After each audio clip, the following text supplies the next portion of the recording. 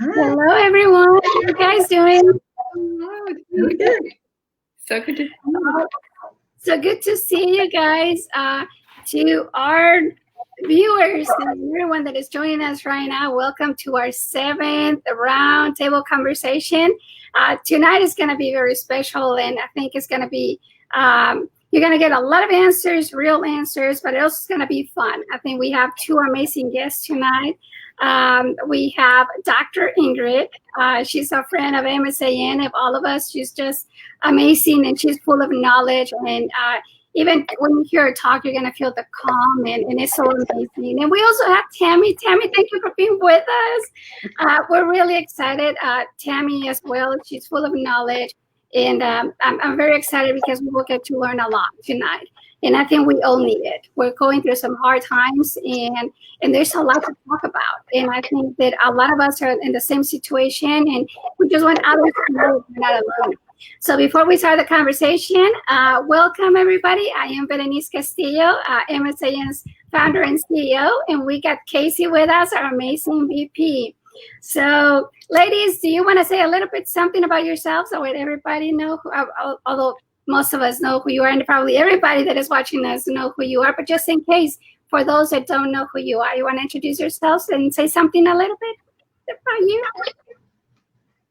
Sure. Hi, everyone. I'm Ingrid, and I've been a clinical and research psychologist for, oh gosh, I'm dating myself, like 17 years now.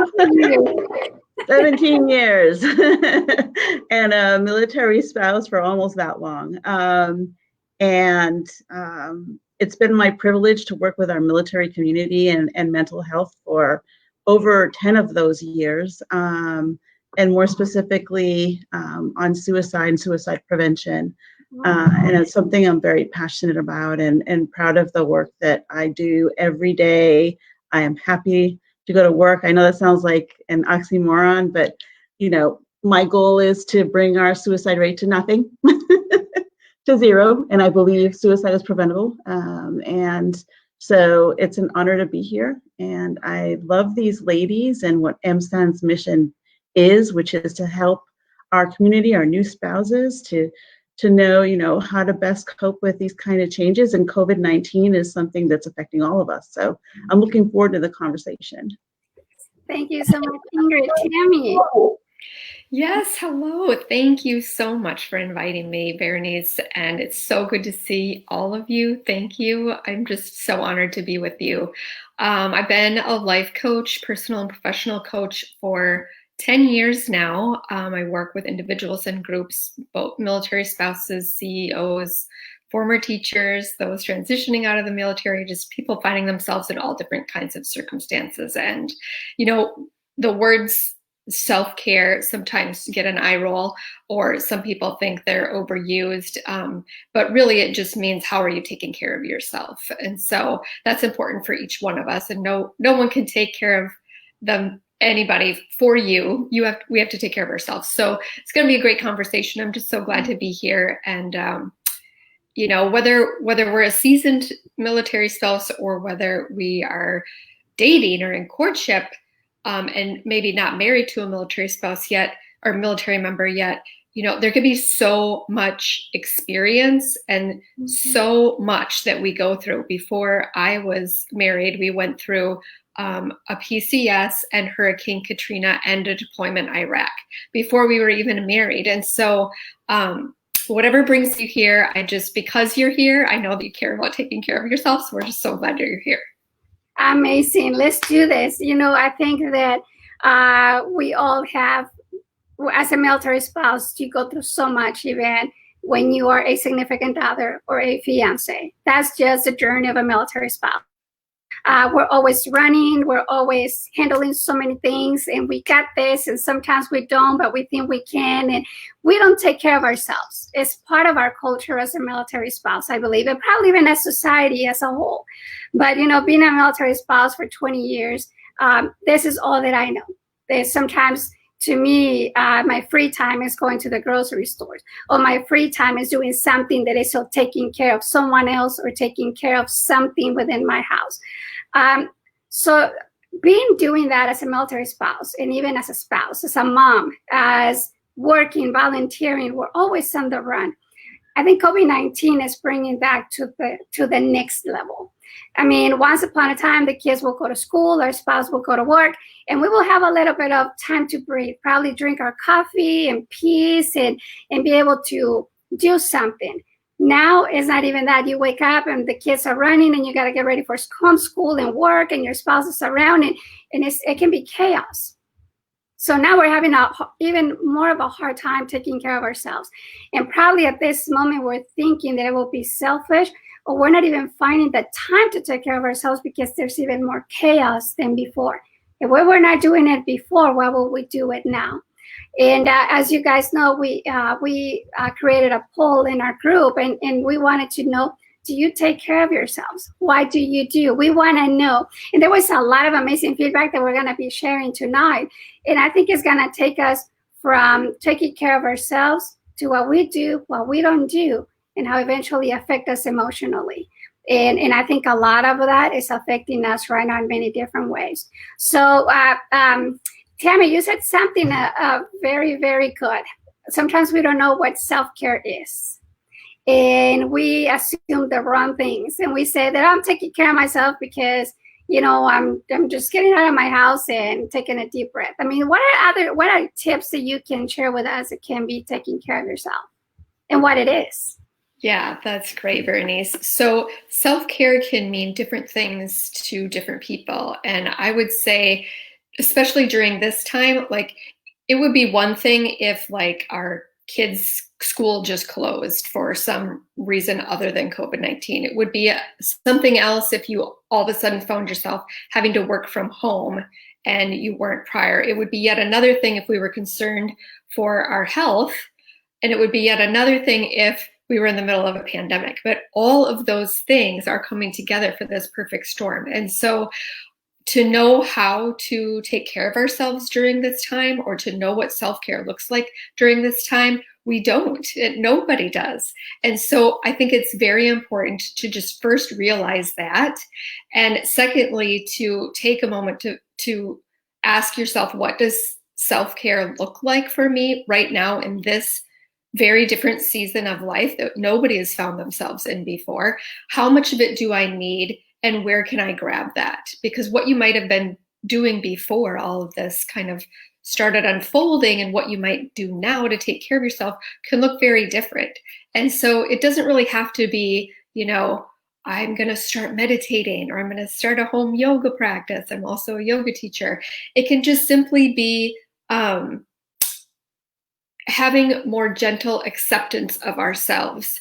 It can mean having the mantra every day of getting up saying good enough is good enough, right? It can just mean simply having more self-compassion. And you said it, Berenice, it's so true that we are the first ones to, as military spouses, to help another spouse. But when we ourselves need help, we're sometimes the last to ask for it, right? And so it can just be self-compassion. It can be, you know, it can look very different. So I think the first step is knowing that we're not supposed to know how to navigate this right now. And so it just really hopefully allows us just to take a deep breath and be like, oh, okay. And then to start navigating what that might look like for you. What's like just one thing that would help create a shift or help you get through the day with more smiles on your face than fewer.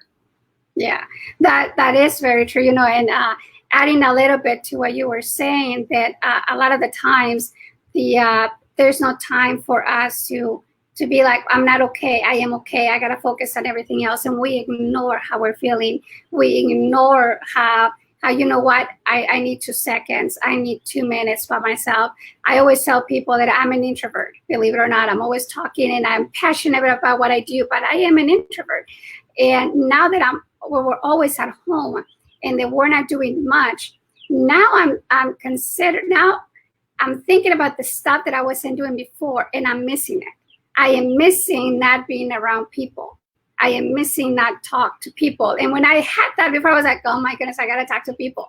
I mean, now it's like, oh my goodness, I need to be around people. So Ingrid, when it comes to those emotions, when it comes to us not being okay to say I'm not okay, to now look back and say I miss even being around people. I mean, I'm over here by myself. I don't even know how to deal with this. Sometimes it's really hard for us to take care of ourselves and ask for help because we're always going to look at who needs help. I'm here, but we're ignoring ourselves. Oh, absolutely. And I think one of the things that a lot of us do is we add even more to our plate because we don't want to deal with the feelings that are there. So now that we have to slow down, we have to face the feelings that maybe we were ignoring before, we were all self-isolating, social distancing, and all of this. So a lot of those feelings that we may have been pushing away for so long by being, running 100 miles an hour are now hitting us head on. Because there's downtime, there's more time to reflect. And even if there isn't, you may be feeling stuff like, irritability. You may feel things like, sadness. You don't know why. You're like going off on your spouse or your kids.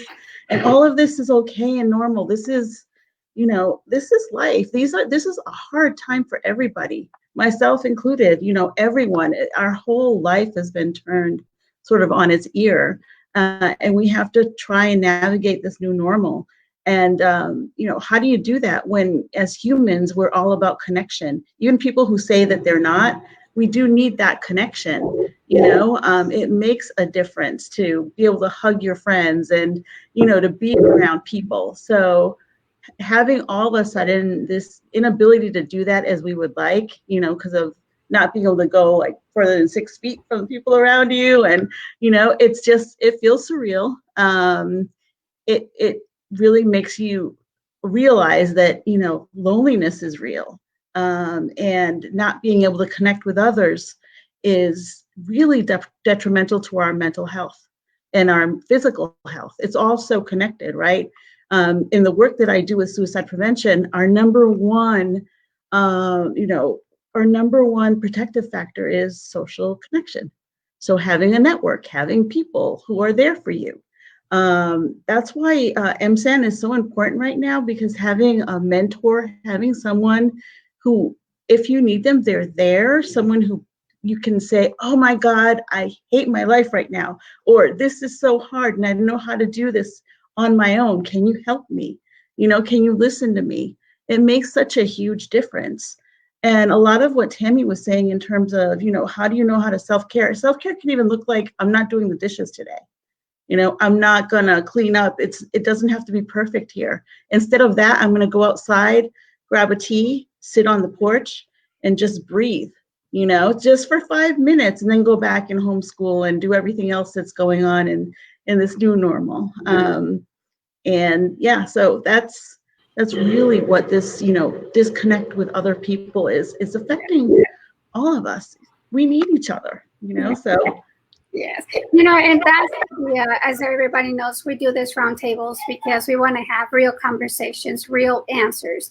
And that's why we wanted to bring to the two of you. When we thought about this topic, we said, yeah, we need Ingrid and we need Tammy.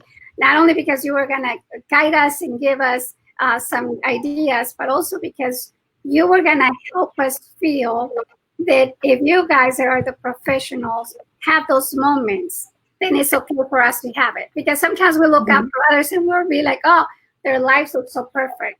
Right now, we're spending so much time on media, and everybody's lives are looking still okay. And probably us here at home, we're feeling like the sky is falling, and we keep comparing to others. So we want others to know that we don't have it together, that we all get our moments, and to hear from all of us that it's okay to not have it together. It's okay.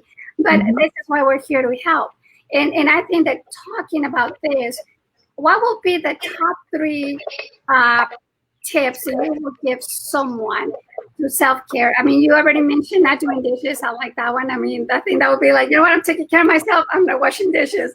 And doing the tea outside. I used to have the routine of taking a bath before the coronavirus. And that was my quiet time, and it was nice. I'm not enjoying that as much anymore because it's not the same. So I'm trying to figure out what is something new that I can do that is going to give me that peace of mind that bats used to give me before coronavirus. Mhm. So what do you think, Tammy? Let's go start with you. Okay, so I'm so glad that you, first of all, noticed that, Berenice, and you're sharing it. That what worked for me before, I'm not really feeling it right now. No, yeah, and that is A-okay. So I have several things. I have, several things that I could share. But one thing that came to mind as you were talking was to write. It can be very productive during this time just to write down your thoughts. Whether you want to call it a journal or not, you don't have to. It doesn't have to be in like the perfect pretty book or anything, just to write. We're going through a historical time. One of my nieces actually asked me, she's like, have you ever lived through anything like this before? I'm like, well, I'm not that old, but no, nobody has in this modern day. And so, if we were making an account of what this was like for us, on just as we think of it, doesn't even have to be every day, but whether we're doing that for our nieces or our kids or our grandkids or for future generations, like this is the pandemic of 2020. And so it can be very helpful right now to just write. And it also can be something that we can share if we choose to. We don't have to, but I really think it's important to we have a morning routine. We live over 80% of our life out of habit. We're just habitual people. But to take this opportunity to say, is it serving me right now or not? To establish a morning routine and then to guard it. So if you're in the habit of looking at your phone first thing in the morning, whether that's email or social media, it really puts us in a reactive state to start our day. And so just taking a step back, does it really serve me right now? Can I take 5 minutes? Can I take 15? Can I take 30 to just start my day? When this all started mid-March for us, I have a little one. He's just turned 3 years old during this, and he was going to a preschool in the mornings, and that ended, of course. And so I lost about 10 to 15 hours a week of my work time in the mornings. And so the first week, I just kind of let it unfold. He kind of took the lead. We did what he was interested in. And I could tell both of us needed a little bit more routine and structure after that first week. And so what worked the second week and what was working this week is not what was working the first week, right? So in addition to establishing a morning routine and guarding it, I would say get some structure and some routine for you especially, but also age appropriately for your kids. And that doesn't mean scheduled by the clock, like every day at 10 a.m. we're doing this. It just means start with something and then have it follow something else. And so at the beginning of this too, I was sleeping as long as I could. I was not opening my eyes. And before he was, I was like, we don't have to be anywhere, so it's not that important. That did not work for me for very long. I have to be up before him to get myself in order. And it's just gotten earlier and earlier. It sounds crazy for me to say this now, but my alarm goes off at 5:30. I am not a morning person, and I am not a night owl either. I just stay under the covers all day? So my alarm goes off at 5:30, and I'm on the elliptical by 5:34, and I'm exercising first thing. It was happening before, but it was happening sporadically. And I'm doing some journaling. I'm choosing to do some meditation. I'm doing some physical therapy because that's closed right now, but I'm doing it. And so I kind of just fell into that. And if you would have shared, if I was listening to somebody 8 weeks ago and they shared that with me, I'd be like, that's crazy. Not getting up at 5:30 and not setting my alarm. So it's just another message that you have to figure out what works for you. But I will say, if I can do it, anybody can do it. So a little structure and a little routine is going to be helpful. What it does, and Ingrid can speak to this as well, is it really helps minimize anxiety because it helps give you back some certainty to your day and how it's going to unfold. And so making it age appropriate for your kids as well, I think is important. For my little guy, we start with a craft, or we have a letter for the week and we're learning numbers, and then we do music time, and then we do toy time, and then we do snack time.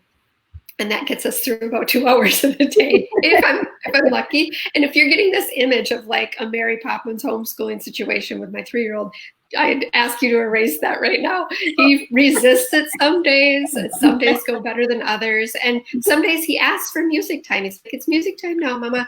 It's music time. So, you know, I'm not trying to paint a certain picture, but one thing you said, Berenice, is like that comparison. I have noticed with my clients that some that it was never really something that they did. I think everybody is just by nature doing that a lot more now, because we're all wondering, like, how is she getting through this? What's that family doing? How is she homeschooling and doing her work? Like, we're just trying to get a gauge to figure out, like, how's everybody else doing this? Because I don't know if what I'm doing is the right thing or working right now.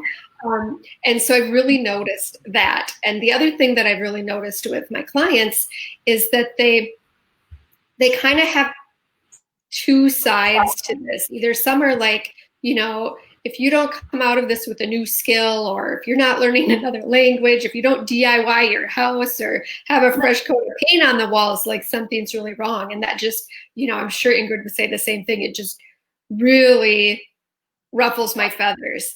And yet, if someone needs to do that to help them navigate this uncharted time and this unprecedented, you know, situation we find ourselves in, then that's great. Like I did repaint outdoor furniture. It had been sitting there for 2 years, and this is the time that you know allowed for me to do it. So I found myself questioning it, like, well, am I not supposed to be productive right now? Am I not supposed to be like, I just felt drawn to it. I'm like, okay, it's nice weather and I'm going to do it. So I think there's two sides to that. The message is do whatever you need to navigate this and what you find that serves you best during this time. Yeah. So in a nutshell, have a morning routine, really guard it. Get some routine and structure to guide you through your day, and you know, don't judge yourself for how you're handling things. That's perfect. You know, I like the first one about the writing. Can you imagine we start writing something and then in 15, 20 years we start reading, we're gonna be like, what? Was I going crazy or what? Because we're gonna be writing all this stuff. You know, and another part of that is when you were saying that they were always wondering how others are doing. It's because we're just assuming, and because we're not talking, because we're not picking up the phone, or because we're not sending a text saying, how are you handling this? Because I don't think I am doing well. And I think that's why we're always assuming and comparing. And I'm gonna go now to you, Ingrid, with the same question, but with a little bit of twist. We have kids with special needs, and there's a lot of families with kids with special needs. So not only with everything that we were talking about in COVID-19 and not having a kid at home with a special need, it probably is making that child or teenager even more, like my son has autism. So sometimes he's wondering, how come I don't go to school? That means I'm not going to school ever. So what's going to happen? How are my friends? So it's sometimes hard to explain to them. They were waiting for coronavirus to be gone so we can go back outside, so we can go back to normal. So on top of the 3 tips that you can give us as a mother of a special needs kid, and just like me, what ideas can you give us? Because that can make it even more complicated than what already is, more overwhelming. Right. Yeah, I want to echo a little bit of what Tammy was saying, because there is no right or wrong here. It really is what is best for you and your family, and only you know that. So for us, for example, I remember early on when we first started staying here, I didn't change out of sweats. I'd take a shower and put on another sweat of sweats. You know, I wouldn't put a makeup on. And I started noticing that it started affecting my mental health, because I wasn't getting ready for the day. Every day kind of bled into the next. I didn't know what day of the week it was, other than it's a work day or it's not a work day, you know? So it really does make a difference to, you know, get dressed, get ready for the day as you would have normally, if that feels right for you. For me, that was a big deal, because I started feeling like sad and all. I'm like, what's going on with me? It's like I wasn't feeling motivated because I wasn't getting myself ready for the day to get started with things. And And that routine, especially with our special needs kids, is so important. I have 2 boys on the spectrum, and not only am I working full time because we're essential, working on suicide prevention for the DoD, but I'm homeschooling full time with 2 boys in different grades who are special needs. So it's a lot. So I've had to make everything, schedule everything, have routine and predictability for my boys, because when there is no routine for my boys, I notice that they get more irritable. They don't want to do their schoolwork. They don't feel connected. So I've made it a choice with work where I take certain hours off, and they're designated homeschool time. Does homeschool happen every time? Heck no. Do we finish their assignments? Not always. We do the best we can, and that really is our mantra here, is just, if they didn't finish an assignment or they didn't watch class today, let it go. If I didn't, pass in a deliverable from my client, much as I can let it go, I let it go. Because, you have to really understand that, we're all fragile in this new normal. And it is so important to take care of yourself, to take care of your family, to have some predictability, to make sure that everyone is healthy and okay. Because sadly, there's been a spike in domestic violence. There's been a spike in, I don't know if there's been a spike in suicides, but we're definitely hearing about them. We'll know soon what the numbers are, sadly. But there's a lot of mental health concerns that are coming to the forefront. So shout out to all my social workers, psychologists, therapists out there who are working the front lines and supporting people right now through telehealth and other means, because we have a mental health crisis, and it's even more during this time of isolation. So it's really about educating yourself, getting help when you need it. That's part of self-care too. Realizing if you or your kids, are in crisis or struggling, you're not alone. You can talk to mentors, you can talk to friends, you can talk to family, and if needed, if you're still not getting better, talk to a professional. There's no shame in that. It is okay to ask for help. Anyone here, anyone who's part of MSAN is like open arms, ready to help you. We'll find you like whatever you need resource-wise. We'll be there as a mentor. We'll, be a support system for you. Really, we all have our good and bad days. So even those of us who work in this field, taking care of other people, we need help too, so it's okay for all of our caregivers, everyone out there who works with people, in my field or even just in any capacity where you're supporting other people, remember yourself too. Because I think that oftentimes, people assume, like you and Berenice and Tammy were saying, that everyone seems okay. Most people are not going to tell you on social media or otherwise if they're not doing okay. So, try to pay a little more attention to people who start dropping off the radar, or, if you sense that they're not as present as they used to be, just check in, just say, hey, it doesn't have to be a huge conversation, and it can help them, realize that someone's there for them. And when they're ready, they will talk to you and they get there. That's actually part of self-care too, is knowing when to ask for help. Yeah, I really love that. And one of the things that you said right now is to stay healthy, and I think health comes from mind, body, soul, everything in one. And something that I find out not too long ago is that my vitamin D is extremely low, like ridiculous low. And now they told me you need to get outside and get the sun because it's really, really bad. And I think it's even affecting physically now the fact that we're always home, that we're not getting the sun. And even when you start dealing with physical stuff, it's going to affect your mind. So if you're being affected by all of this, and your mind is struggling, and then now you're physically getting sick, and now it's costing it even more.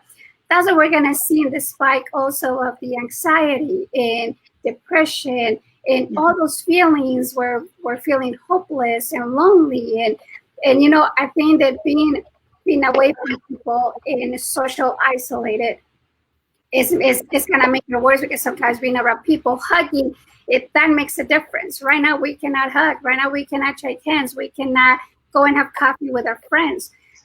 If we cannot have that touch, that closeness with people, how do we find loneliness?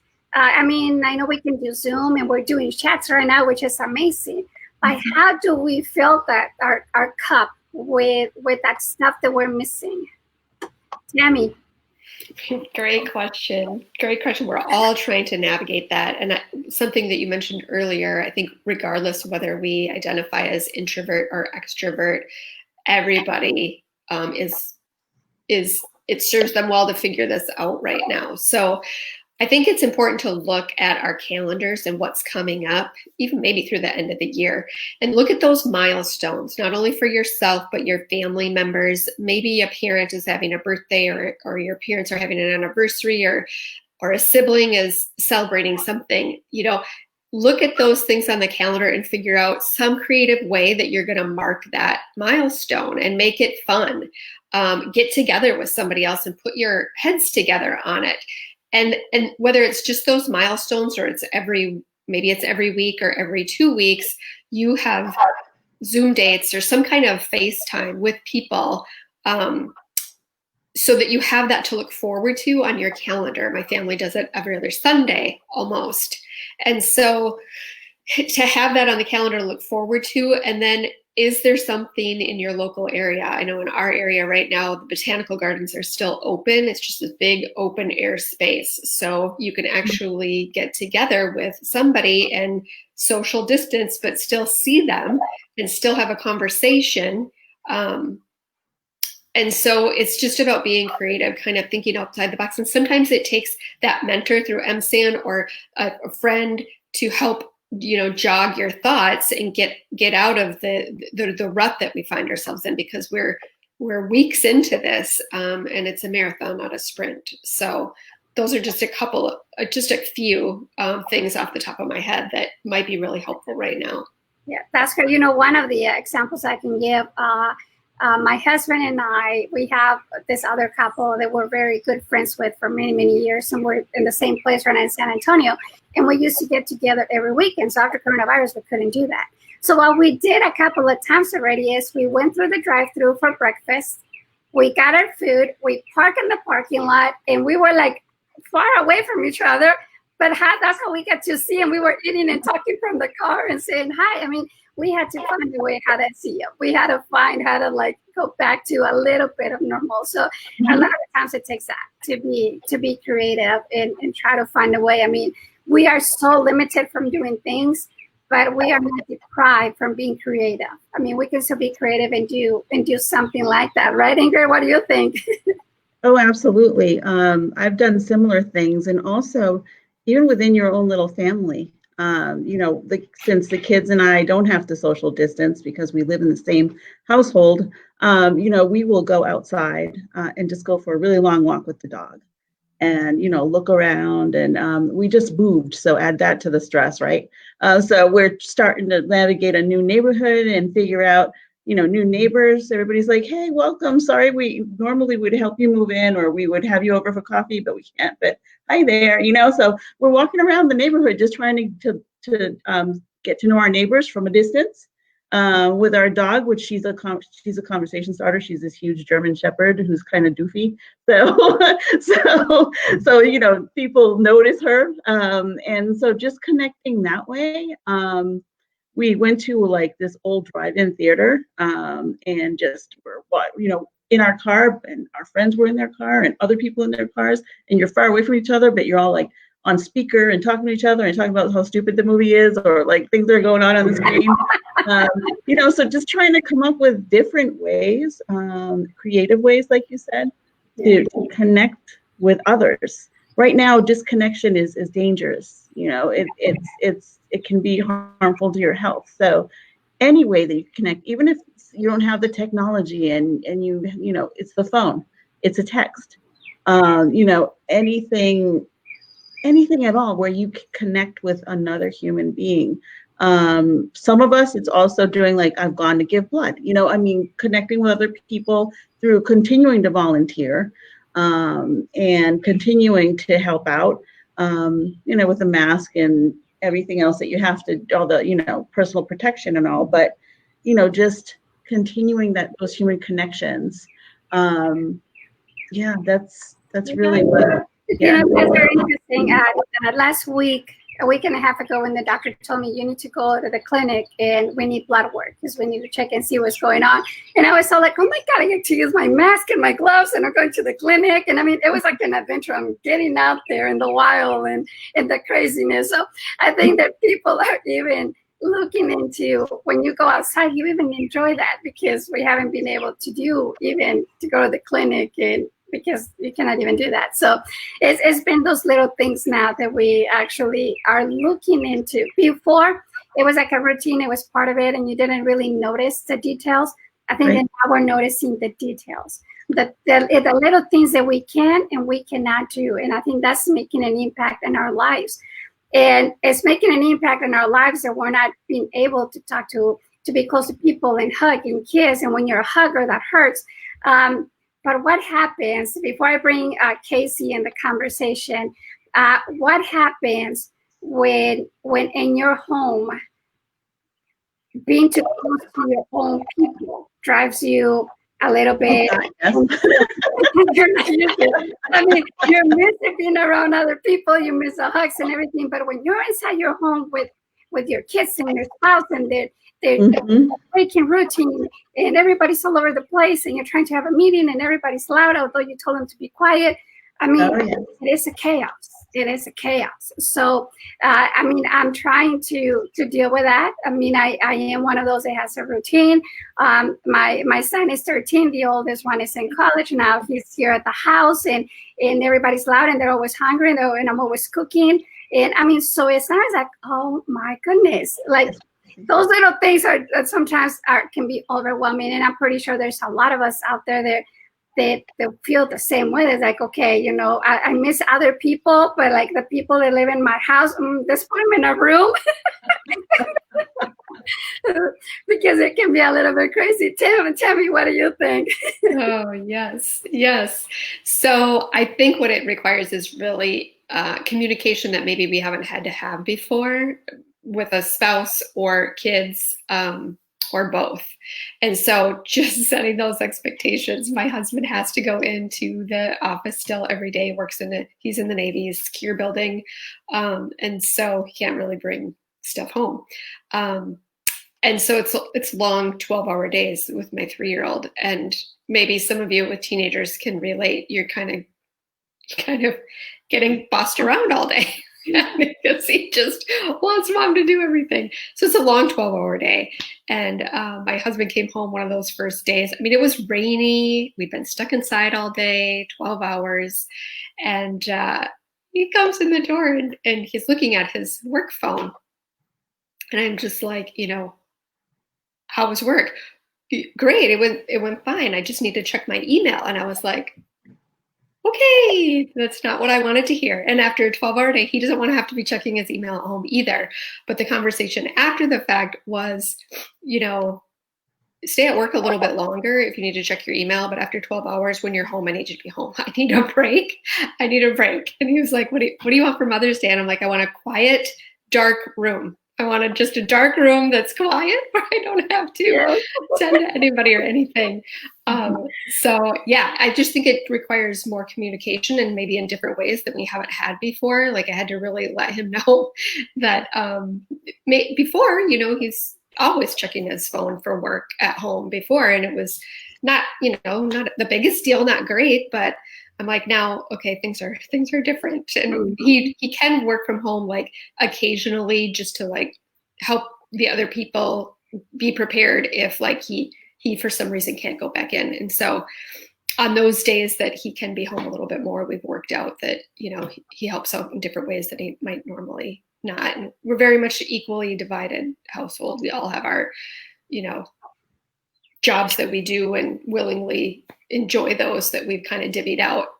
But it's all looking different right now. So more communication is really what it's been taking. Yeah, and sometimes it can be a struggle for some of us to actually communicate. It can be hard, and this is going to be to you, Ingrid, to help us a little bit more understanding that we're having a hard time understanding our own feelings, understanding what is going on. Now, communicate with that with our spouse, or even communicate with our kids so that they know that, what, mom is having a moment, and stuff like that is even more difficult. That it can cause even conflict, unnecessarily conflict. But like I said, it's because everybody's inside the house. Not too long ago, my teenage son, he's like, oh, well, can I go and play basketball with my friends? And I'm like, well, no, you can't yet. I mean, you're close and you're touching, you can. And I was like, I understand that you're almost 20 and you want to have your freedom because you're an adult, but you're living in this house. You're not going to put anybody at risk. So it's even hard to now try to be for an almost 20-year adult that lives under my roof, under my rules, to tell him, you cannot go play basketball. I gotta go. You're not gonna take the risk. So I mean, even those little conflicts with grown-up kids, with little kids, with your spouse. How do we communicate after we're dealing with so much stuff in our head and we don't even understand what's going on with us? It's something that we have to really consciously do. You got to be very present. And I know that's hard because we get so stuck in our routines and we're running around and we're not thinking about like actually being present in the moment, but allowing grace, allowing for, patience for ourselves and for our family members. We're not at our best. I've certainly yelled, and didn't want to, gotten, used angry words towards my kids and my husband because I'm feeling overwhelmed. Apologize, that goes a really long way. And communicate, talk. I've had conversations with my son where I'm like, Mommy's really sorry that she raised her voice at you because she's so busy with work. You walked in a meeting and it was very stressful for her, but I want you to know that it wasn't you. It was, Mommy trying to deal with a very stressful situation, and I did not approach it in the best way possible. So Mommy's very sorry, but it does happen, and understand that when you feel that way, I get it too, and I know that it's not personal, so really allowing for my sons to see that I apologize, that sometimes I lose my temper because this is stressful, and we all go through moments where we are not at our best. So being, patient with ourselves and patient with our spouse and patient with our kids. So sometimes if my spouse or my kids are, less than nice to me, I just take a step back and I'm like, this is a very stressful situation. So, I'm going to let that go and maybe talk about that later when they're in a better space. So waiting until, the anger is gone and they're in a better space, and then discussing how it made you feel.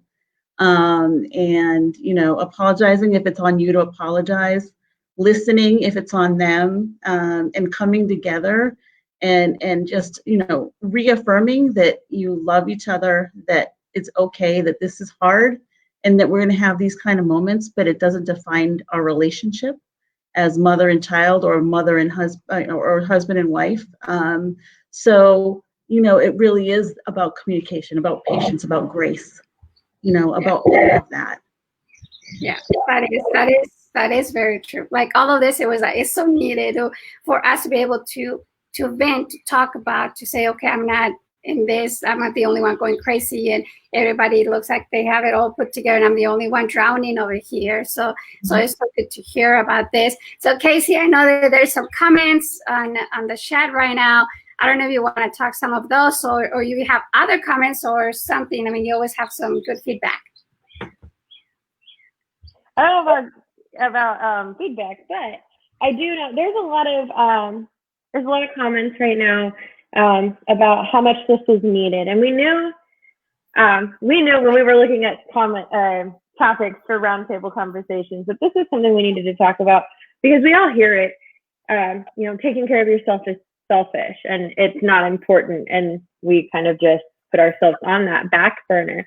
And as somebody who has not had an easy 2020 whatsoever, sitting and hearing and having a conversation about, I'm not the only person who is like, I'm not going crazy, because if I'm going crazy, then everybody else has to be crazy because we're all going through it together. I think that's what our community needs right now. They need to know that behind that perfect social media picture is a mom, a dad, a brother, a sister, a wife, a husband, or whoever you are, just doing what they can to get through right now, because none of us know what the next 24 hours holds. So all of our comments are very much so based on, yes, we needed this. Thank you for doing this. There's some, extra tips about going out and walking and maintaining that physical distance and keeping it moving. And I think, like I said, I think this was just, it's so needed. It's something that we don't talk about enough. Yeah. And for the new spouses that are watching us, the ones that just joined the journey, the ones that are trying to figure this life out, what this is all about, what's the next step. Some of them were not able to attend their spouse's graduation from basic training. Some of them are not able to PCS yet to go and be with their spouse. Some of them do not even know what's coming next. I mean, our lives are already unpredictable, and there's always the unknown. They're coming to unknown 2.0. It is crazy right now. So there's so many new spouses that are reaching out right now. I mean, right now our program is getting so busy with people reaching out because they're wondering, what do I do now? I mean, I'm not going to graduation. When am I going to see my spouse? What do I do? When do I PCS? There's so many questions. So we had them in mind as well when we decided to cover this topic, the self-care, also because they're going to be going through so much. Now, what I can tell you, there's always a light at the end of the tunnel, and we always learn something and we get stronger. I mean, if you are becoming a new military spouse, if you're a new military spouse at this moment with COVID-19, man, you're going to be ready to go after COVID-19, because this is molding you to be able to take whatever comes your way and be able to cope and find ways and plan. So this is going to make you stronger, believe it or not. But to those new spouses, ladies, why would you say right now, the ones that are so afraid of the unknown, the ones that haven't been able to see their spouse when they left for basic training or any other training, and they don't even know what to do, for those spouses that are dealing with their very first deployment, and guess what? It's now extended to even longer. What do we do to all those first timers that are dealing with so much at once? I'm so glad you're here. I'm so glad you tuned in. Because you did, it means that you care about how you're taking care of yourself. And that is first and foremost. There's just, my heart goes out to all those milestones and those life moments that, you're missing out on right now, that we all are in some way. I would say don't look too far ahead, because any of us can feel overwhelmed when that happens. How am I going to know about this? How is this going to turn out? What is that going to look like? Just give yourself the gift of not looking too far ahead. It easily and automatically sets in overwhelm. And then I would just invite you can do this in two ways. Like when we're talking about, how do I know what self-care looks like right now? How do I know what do I need right now? What does that look like? Use the words, I notice, I wonder. I notice I'm not sleeping well right now. I wonder if I wake up at the same time every day and go to sleep at the same time every night, if that will help.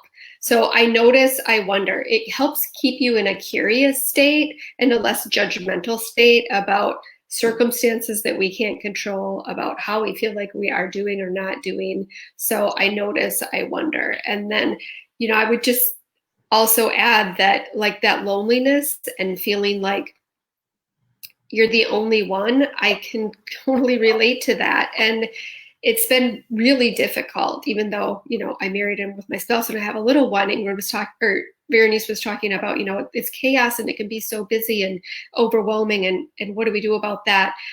At the beginning of this, I was kind of like, honestly, a little bit relieved in a sense. I know that sounds crazy, but I'll qualify it because I identify as an introvert, and I was like, I didn't feel that pressure to have to put myself out there. I didn't feel that pressure to have to force myself to do things and be out and be social. And I am seeing my therapist still through this time through telehealth, and she said, well, being isolated, though, is not necessarily good for your anxiety and depression, which I have been navigating consistently since I had my son postpartum, and it's gotten so much better, of course, with her help. And so certainly reach out to your mental health provider, reach out to an MSN mentor, become a mentor, and just use those resources you have available to you and figure out what you need right now. Don't look too far ahead. Any of us can feel very overwhelmed if we're looking too far ahead.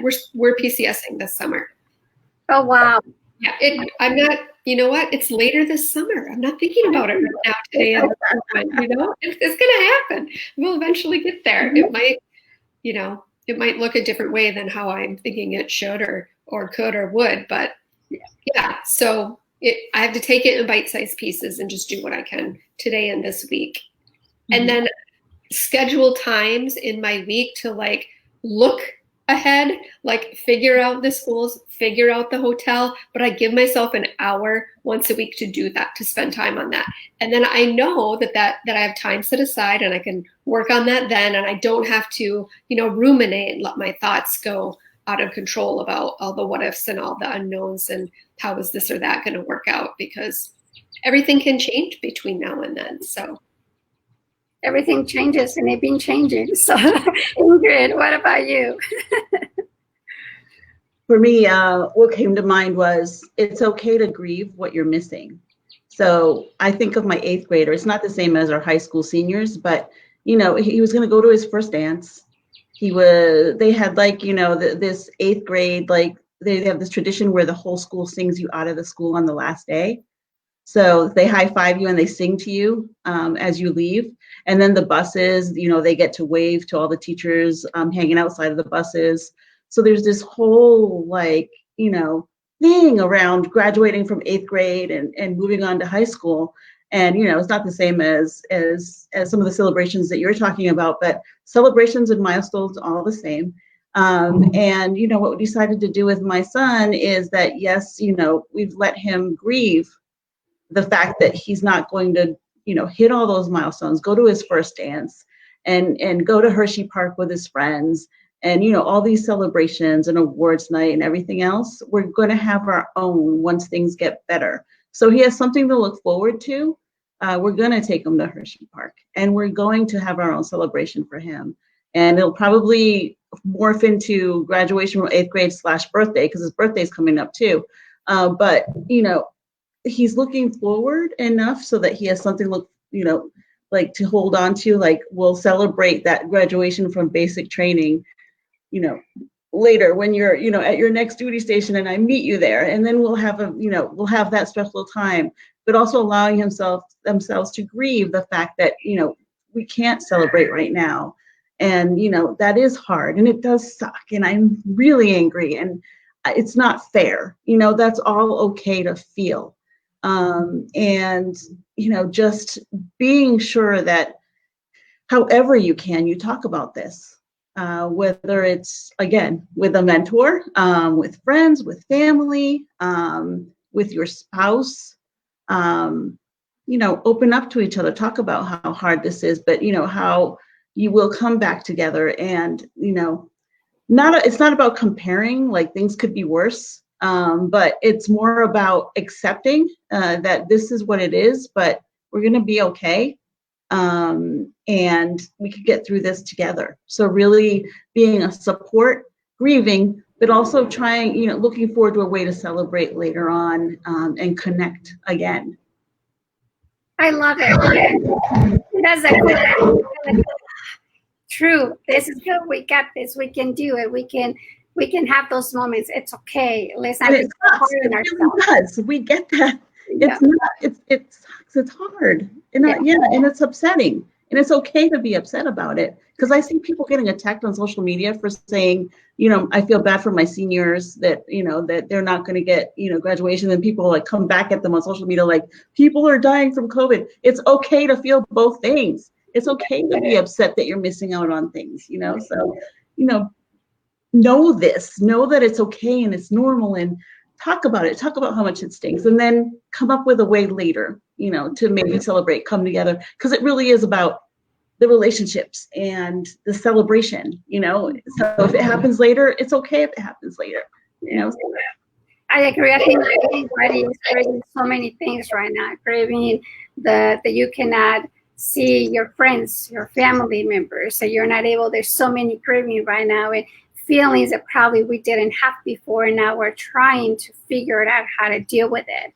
I don't know, Casey, do we have any questions before we go to our final thoughts, besides just that, like I said, the comments that people kept sharing stuff? That's right. If you guys have any comments, let us know. Casey's gonna pick 2 names right now. We have two gift cards to give away, $25 for Amazon. Since you cannot actually go to the store, you can actually sit down your computer and you got $25 to spend. Casey will announce the winners right now in a banner. But ladies, we really appreciate you coming and sharing your experiences, your feelings, what you're going through, not only teaching us and helping us see things differently, but also to make us feel that it's okay. Because if we got someone like you guys telling us, oh, don't worry, I got my moments, you're like, oh, good, I'm not the only going through that. So thank you so much for helping us to get that feeling back that it's okay to not be okay sometimes. And the most important thing that we hope that the tips that we share, the experiences, the everything that you feel comfortable to talking to someone, to a mentor, to a friend, open up to someone, have enough communication to express how you feel. And of course, always finding the right time and the right place to do it, I think is very important as well.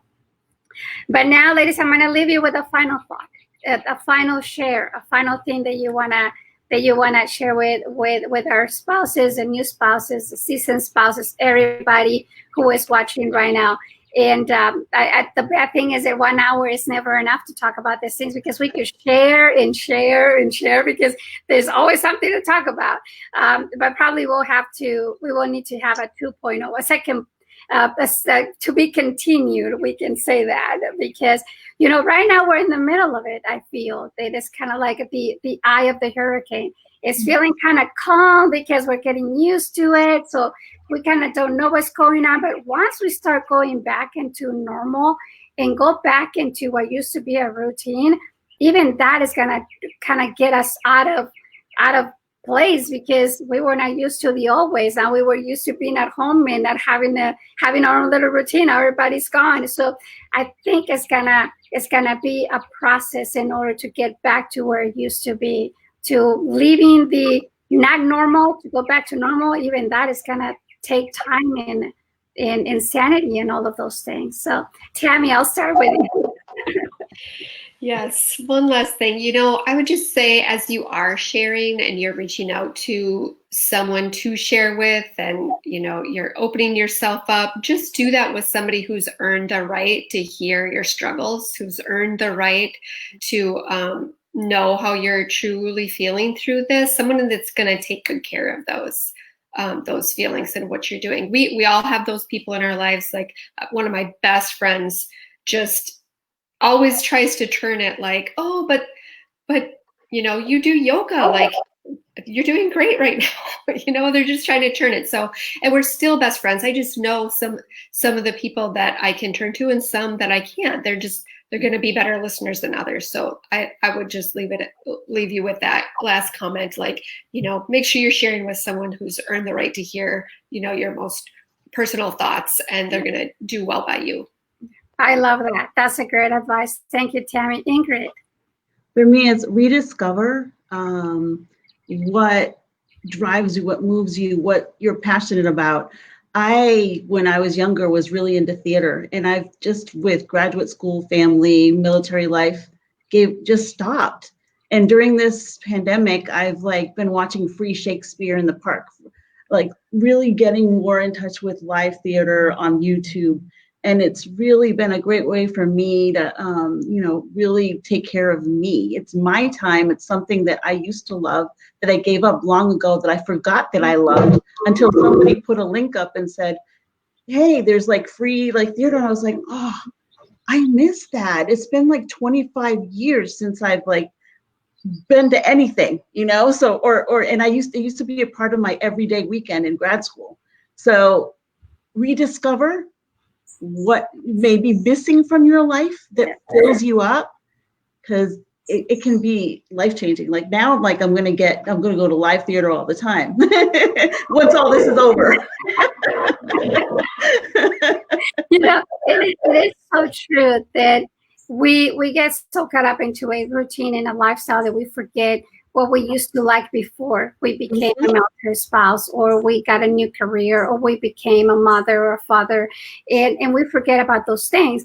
And now it's true. We can go back and reinvent or remembering and rediscovering. And probably now we're going to discover things that we didn't know we had in us, that we didn't know we liked. We didn't know that we had certain talents, because now that we're bored, we're wondering what to do. So we're discovering even talents. So yeah, my husband and I are like, we're going to go take salsa classes. We're thinking about things that we used to love, and why not do it now? Once we get back to normal. Exactly. I mean, there's so many things. So for everybody that was with us for this past hour, we really hope that we gave you a little bit of sense that you're not alone, that it's okay to not be okay, that we're here for you. And take these wise words and statements from Tammy and Ingrid at the end. Rediscover who you are, and talk to people that are going to not only hold to that, they're going to treasure what you're sharing with them, and they're going to be there to help you. So we are here for you. You are not alone. If you need a mentor, let us know. And if we might continue this conversation later on, because like I said, we are going to need it once we start going back to normal. Now we're going to try to figure out how to get there.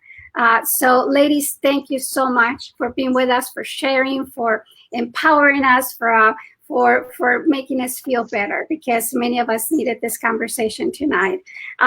We love you for everything that you do for our community, for changing lives, for having an impact. Thank you so much.